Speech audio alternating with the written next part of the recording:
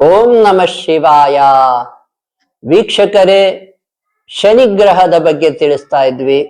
ಮೇಷರಾಶಿಯ ಬಗ್ಗೆ ತಿಳಿಸಿದ್ದೇವೆ ಒಂದು 3-4 ದಿನದ ಹಿಂದೆ. ಇವತ್ತಿನ ವಿಷಯ ಋಷಭ ರಾಶಿಯಲ್ಲಿ ಶನಿಗ್ರಹ ಇದ್ದಾಗ. ಋಷಭ ರಾಶಿಯಲ್ಲಿ ಶನಿಗ್ರಹ ಶಕ್ತಿಯುತನಾಗಿರ್ತಾನೆ. ಯಾಕೆಂದ್ರೆ ಮಿತ್ರ ರಾಶಿಯಾಗಿರುವುದರಿಂದ, ಶುಕ್ರನ ರಾಶಿಯಾಗಿರುತ್ತದೆ ಋಷಭ ರಾಶಿ. ಶುಕ್ರನ ಅಧಿಪತ್ಯ ಇರುತ್ತೆ. ಶುಕ್ರ ಗ್ರಹಕ್ಕೂ ಶನಿಗ್ರಹಕ್ಕೂ ತುಂಬಾ ವಿಶೇಷ ಮಿತ್ರತ್ವ ಇರೋದ್ರಿಂದ, ಸ್ನೇಹ ಇರೋದ್ರಿಂದ ಶಕ್ತಿಯುತನಾಗಿರ್ತಾನೆ ಶನಿದೇವರು.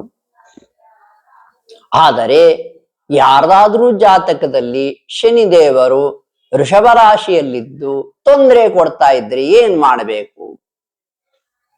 ಎಲ್ಲಾ 12 ರಾಶಿಗಳಲ್ಲಿ ಮೇಷ ರಾಶಿಯಿಂದ ಹಿಡಿದು ಮೀನ ರಾಶಿಯವರೆಗೂ ಕೂಡ ತಿಳಿಸ್ತೇವೆ. ನಿಮ್ಮ ತಿಳುವಳಿಕೆಗಾಗಿ, ನಿಮ್ಮ ಎಜುಕೇಶನ್ ಪರ್ಪಸ್ಗಾಗಿ. ನೋಡಿ, ಋಷಭ ರಾಶಿಯಲ್ಲಿದ್ದು ಶನಿದೇವರು ನಿಮಗೆ ತೊಂದರೆ ಕೊಡ್ತಾ ಇದ್ದಾನಪ್ಪ ಅಂದ್ರೆ ಏನ್ ಮಾಡ್ಬೇಕು ಅಂದ್ರೆ,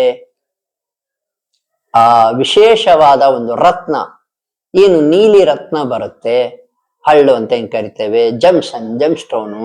ಶನಿಗ್ರಹಕ್ಕೆ ಏನು ನೀಲಿ ಬರ್ತದೆ ಒಂದು ಮಣಿ, ಆ ಮಣಿಯನ್ನ, ಆ ಜಮ್ಸ್ ಅನ್ನ ಧರಿಸ್ಬೇಕಾಗ್ತದೆ ನೀವುಗಳು.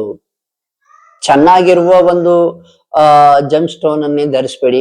ಯಾಕಂದ್ರೆ ಒಳ್ಳೆ ಧರಿಸಿದ್ರೆ ತುಂಬಾ ಒಳ್ಳೆ ಎಫೆಕ್ಟ್ ಇರುತ್ತೆ. ಆ ಕಾರಣಕ್ಕೆ ಹೇಳ್ತಿದ್ದೇನೆ, ಒಂದು ಒಳ್ಳೆ ಮಣಿಯನ್ನ, ನೀಲಿ ಮಣಿಯನ್ನ ಧರಿಸ್ಬಿಟ್ರೆ ನಿಮಗೆ ಶುಭವಾಗ್ಲಿಕ್ಕೆ ಸ್ಟಾರ್ಟ್ ಆಗ್ತದೆ. ಏನ್ ತೊಂದರೆಗಳು ಶನಿಗ್ರಹದಿಂದ ಬರ್ತಾ ಇದ್ವು, ಆ ತೊಂದರೆ ತಗ್ಗುತ್ತದೆ, ಕ್ರಮೇಣ ಕಡಿಮೆ ಆಗ್ತದೆ, ಒಮ್ಮೆಟಿಗೆ ಅಲ್ಲ.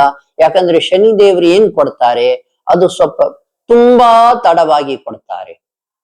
9 ಗ್ರಹಗಳಲ್ಲಿ ಅತೀ ತಡವಾಗಿ ಕೊಡೋದು ಶನಿಗ್ರಹವೇ.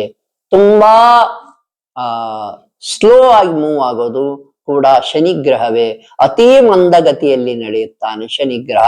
2.5 ವರ್ಷಕ್ಕೊಮ್ಮೆ ಒಂದು ರಾಶಿಯಿಂದ ಮತ್ತೊಂದು ರಾಶಿಗೆ ಪ್ರವೇಶ ಮಾಡ್ತಾನೆ. ರಾಹುಕೇತು ಆದ್ರೆ 18 ತಿಂಗಳಿಗೆ ಆಗ್ತಾರೆ.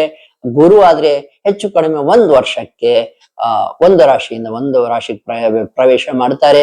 ಶನಿಗ್ರಹ ತುಂಬಾ ಸ್ಲೋ ಇರುತ್ತೆ, ತುಂಬಾ ಮಂದಗತಿಯಲ್ಲಿ ನಡೀತಾನೆ ಭಗವಂತ ಶನಿ ದೇವರು. ಆದ್ದರಿಂದ ಶನಿದೇವರು ಈಗ ಏನು ನೀಲಿ ಒಂದು ಮಣಿಯನ್ನು ಧರಿಸ್ತೀರಾ, ಅತ್ತಂದು ಈಗ ಧರಿಸಿ ನಾಳೆನೆ ರಿಸಲ್ಟ್ ಬರ್ಬೇಕಂದ್ರ ಆಗಲ್ಲ. ಕ್ರಮೇಣ ನಿಮಗೆ ಒಳ್ಳೇದಾಗ್ಲಿಕ್ಕೆ ಸ್ಟಾರ್ಟ್ ಆಗ್ತದೆ. ಶನಿದೇವರು ಏನಾದ್ರೂ ತೊಂದರೆ ಕೊಡ್ತಾ ಇದ್ರೆ ಋಷಭ ರಾಶಿಯಲ್ಲಿದ್ದವರಿಗೆ ಮಾತ್ರ ಹೇಳ್ತಾ ಇದ್ದೇನೆ. ನಿಮ್ಮ ಯಾವ ರಾಶಿಯಲ್ಲಿ ನಿಮಗೆ ಶನಿದೇವರು ಇದ್ದಾನೆ ಅಂತ ತಿಳ್ಕೊಬೇಕಂದ್ರೆ ನೀವು ನಿಮ್ಮ ಶಾಸ್ತ್ರಿಗಳನ್ನು ಒಮ್ಮೆ ಕಾಂಟ್ಯಾಕ್ಟ್ ಮಾಡ್ಬಿಟ್ಟು ನಮಗೆ ಶನಿದೇವರು ಎಲ್ಲಿದ್ದಾನೆ ಮತ್ತು ಒಳ್ಳೇದ್ ಮಾಡ್ತಾ ಇದ್ದಾನ ಅಥವಾ ಏನಾದ್ರೂ ತೊಂದರೆ ಕೊಡ್ತಾ ಇದ್ದಾನ ತಿಳ್ಕೊಬೇಕಾಗ್ತದೆ. ನೋಡಿ, ಶನಿದೇವರು ಎಲ್ಲಿ ಕುಂತಿರ್ತಾರೆ ಅಲ್ಲಿ ಆ ಒಂದು ಮನೆಯಲ್ಲಿ ಸ್ವಲ್ಪ ತೊಂದರೆ ಯಾವಾಗ್ಲೂ ಕೊಡ್ತಾ ಇರ್ತಾರೆ. ಆ ಮನೆಗೆ ಸಂಬಂಧಪಟ್ಟಂತೆ ಯಾವುದೇ ಮನೆಯಲ್ಲಿ ಕೂತ್ಕೊಂಡ್ರಲ್ಲ ಅವರು, 1ರಿಂದ 12 ಮನೆಯಲ್ಲಿ ಎಲ್ಲಿ ಕುಂತಿದ್ರು ಕೂಡ ಶನಿದೇವರು ನಿಮ್ಮ ಕರ್ಮವನ್ನು ಸೂಚಿಸ್ತಾ ಇರ್ತಾರೆ. ನಿಮ್ಮ ಅಂತ ಯಾಕೆ, ನಮ್ಮ ಕರ್ಮವನ್ನೇ ಸೂಚಿಸ್ತಾ ಇರ್ತಾರೆ. ಯಾವ ಮನೆಯಲ್ಲಿ ಕುಂತಿದ್ರು ಆ ಮನೆಯಲ್ಲಿ ಕರ್ಮವನ್ನು ಸೂಚಿಸ್ತಾ ಇರ್ತಾರೆ. ಆ ಮನೆಗೆ ಸಂಬಂಧಪಟ್ಟ ಕೆಲವು ತೊಂದರೆಗಳನ್ನ ನಮಗೆ ಕೊಡ್ತಾ ಇರ್ತಾರೆ. ಹೀಗಾದಾಗ ಋಷಭ ರಾಶಿಯಲ್ಲಿ ಶನಿದೇವರಿದ್ರೆ ನೀವು ನಿಮ್ಮ ಶಾಸ್ತ್ರಿಗಳ ಹತ್ರ ಹೋಗಿ ತಿಳ್ಕೊಳ್ಳಿ, ಋಷಭ ರಾಶಿಯಲ್ಲಿ ಇದ್ದಾನ ಇಲ್ವಾ, ಅಥವಾ ಮೇಷದಿಂದ ಮೀನ ರಾಶಿವರೆಗೆ ಎಲ್ಲಿದ್ರೂ ಕೂಡ ನಾನು ಅದಕ್ಕೆ ಉಪಾಯವನ್ನು ತಿಳಿಸ್ತೇನೆ. ಏನು ರೆಮಿಡಿ ಇದೆ, ಪರಿಹಾರ, ಅದನ್ನು ನಾನು ತಿಳಿಸ್ತೇನೆ. ಶನಿದೇವರು ಋಷಭ ರಾಶಿಯಲ್ಲಿದ್ರೆ ಜಮ್ ಸ್ಟೋನ್ ಧರಿಸ್ಬೇಕಾಗುತ್ತೆ. ನೀಲಿ ಜಮ್ ಸ್ಟೋನ್, ನೀಲ ಅಂತ ಕರೀತಾರೆ. ಆ ನೀಲವನ್ನ ಮಣಿಯನ್ನ ನೀವು ಧರಿಸ್ಬೇಕಾಗ್ತದೆ. ಸ್ವಲ್ಪ ಒಳ್ಳೇದನ್ನೇ, ಸ್ವಲ್ಪ ಕ್ವಾಲಿಟಿ ಏನಿರುತ್ತೆ ಆ ಕ್ವಾಲಿಟಿ, ಒಳ್ಳೆ ಕ್ವಾಲಿಟಿ ಇದೆ ಅಥವಾ ಉತ್ತಮ ಕ್ವಾಲಿಟಿ ಇದೆ ತಗೊಂಡ್ಬಿಡಿ. ನೀವು ಅದ್ ಧರಿಸ್ಕೊಂಡ್ರೆ ಕ್ರಮೇಣ ನಿಮ್ಗೆ ಒಳ್ಳೇದಾಗ್ಲಿಕ್ಕೆ ಶುರು ಆಗ್ತದೆ. ಇದರ ಹೊರತು ಬೇರೆ ಮಾರ್ಗವಿಲ್ಲ. ಋಷಭ ರಾಶಿಯಲ್ಲಿದ್ದ ಶನಿದೇವರು ನೀವು ಹೋಮ ಮಾಡಿಸ್ಬಿಡ್ತೀನಿ, ಹವನ ಮಾಡಿಸ್ಬಿಡ್ತಂದ್ರೆ ಅಂತ ಏನು ಉಪಯೋಗ, ಅಷ್ಟು ಸಹಕಾರಿ ಆಗಲಾರದು. ಋಷಭ ರಾಶಿಯಲ್ಲಿದ್ರೆ ನೀವು ನೀಲಮಣಿಯನ್ನೇ ಧರಿಸ್ಬೇಕಾಗ್ತದೆ.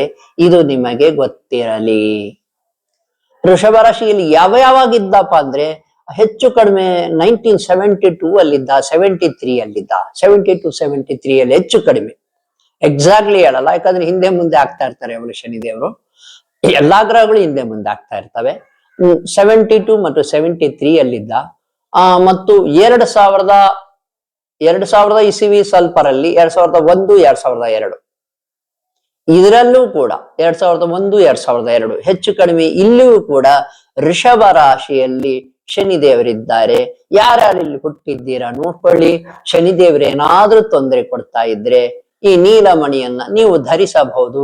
ಇದರಿಂದ ಖಂಡಿತವಾಗಿಯೂ ಖಚಿತವಾಗಿಯೂ ಒಳ್ಳೇದಾಗ್ಲಿಕ್ಕೆ ಶುರು ಆಗ್ತದೆ. ವೀಕ್ಷಕರೇ, ನಮ್ಮ ಜ್ಯೋತಿಷ್ಯ ಜೈ ಹೋ ಯೂಟ್ಯೂಬ್ ಚಾನೆಲ್ಗೆ ಆಶೀರ್ವದಿಸಿದ್ದಕ್ಕಾಗಿ ಧನ್ಯವಾದಗಳು. ನಿಮ್ಮ ಅಭಿಮಾನ ನಮ್ಮ ಮೇಲೆ ಹೀಗೆ ಇರಲಿ. ಸಾಕಷ್ಟು ಜನ ಕರೆ ಮಾಡ್ತಾ ಇದ್ದಾರೆ. ಎಷ್ಟು ಜನ ಕರೆ ಮಾಡ್ತಾ ಇದ್ದಾರೆ? 90% ಜನಕ್ಕೆ ವಾಮಾಚಾರದ ತೊಂದರೆ ಇರ್ತದೆ. ಆ ವಾಮಾಚಾರದಿಂದ, ಆ ಮಾಟ ಮಂತ್ರದಿಂದ ಹೊರಗೆ ಬರೋದು ಹೇಗೆ ಅಂತ ನಾವು ಹೇಳ್ಕೊಟ್ಟಿದ್ದೇವೆ. ಎಲ್ಲರೂ ಕೂಡ ಆ ಏನ್ ಪರಿಹಾರಗಳನ್ನು ಪಾಲಿಸಿ ಆ ದೇವಾಲಯಗಳಿಗೆ ಹೋಗಿ ಬಂದಿದ್ದಾರೆ. ನಾ ಹೇಳಿದ ದೇವಾಲಯಗಳಿಗೆ, ನಾ ಹೇಳಿದ ಮಂತ್ರಗಳನ್ನು ಧ್ಯಾನ ಮಾಡಿದ್ದಾರೆ. ಬಹಳ ಖುಷಿಯಿಂದ ಹೇಳಿದ್ದಾರೆ, ಗುರುಗಳೇ ಹೌದು ನಮಗೆ ಒಳಿತಾಗ್ತಾ ಇದೆ, ನಮ್ಮ ತೊಂದರೆ ತಗ್ಗಿದೆ. ಒಬ್ರಂತೂ ಊರ್ ಬಿಟ್ಟು ಹೋಗ್ಬಿಡ್ತೀನಿ ಅಂತ ಕುಂತಿದ್ರು. ಅವರು ಏನ್ ಒಂದ್ ಸರತಿ ಆ ಗುಡಿ, ನಾನು ಹೇಳಿದ ಗುಡಿಗೆ ಹೋಗಿ ಬಂದ್ರು.